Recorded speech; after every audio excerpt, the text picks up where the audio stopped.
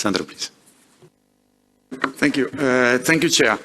But first of all, I'm very pleased. I'm very pleased, and I thank all the citizens that they've worked at the European and national level. And also, I want to praise the fact that they talk about democracy. They talk about elections.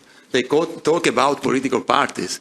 So obviously, it's not true that this issue are important only for the happy few in Brussels or the European Parliament, because these are part of the discussion. And the fact that also national panel, I mean, we heard from the Netherlands, we heard from France, they also raise issues linked to democracy institutions. That means that these things are at the heart of the citizens' worry and preoccupation, together with other issues, of course.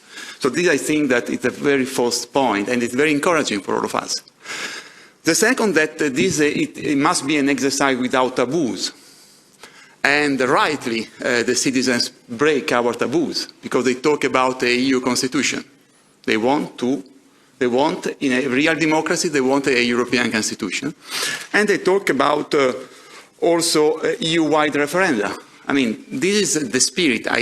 We can discuss, we can be in favor, we can be against, but this is the spirit. And I think that this is also very important for the follow-up of our exercise. I mean, two messages. First, democracy matters to our citizens.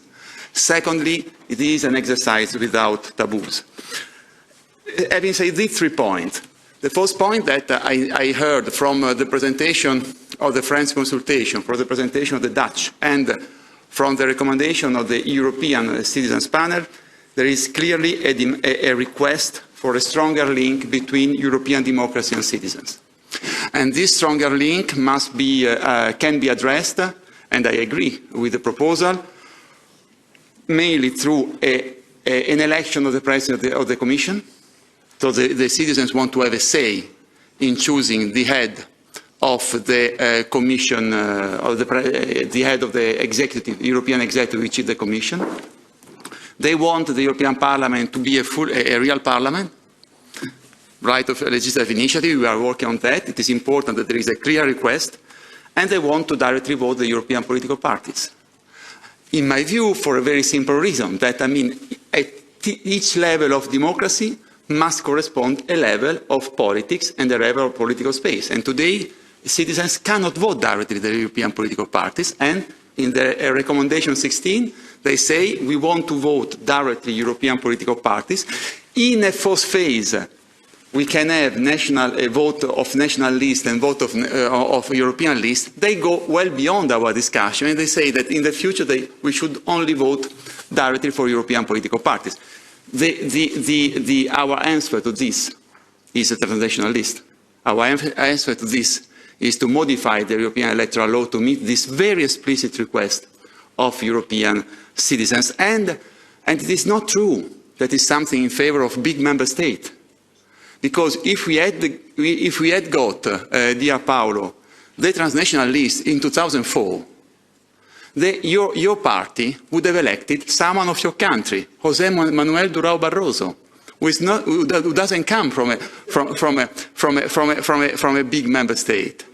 Because in 2014, when we introduced this matter without having the list, we elected Jean-Claude Juncker, coming from Luxembourg, which I don't recall, Manfred, to be one of the biggest member states.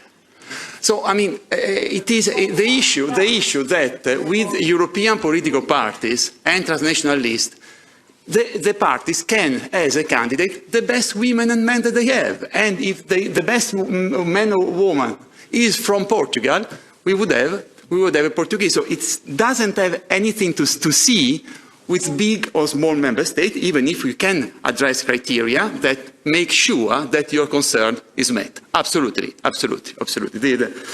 Last point, Manfred, is, and I end up. Last point is the issue of citizens' assemblies. It's very important. We have a citizen consultation. The Commission launches citizen consultation every year. We have a State of the Union debate, which is prepared by contribution from civil societies, from consultative bodies. I think that we could reflect upon a system where every year we organize citizens' assembly that prepare the annual working plan of the Commission and prepare also the State of the Union debate where the President of the Commission tells us what are the commitments. I think that we can do something very concrete to answer to this very important, in my eyes, request of the citizens.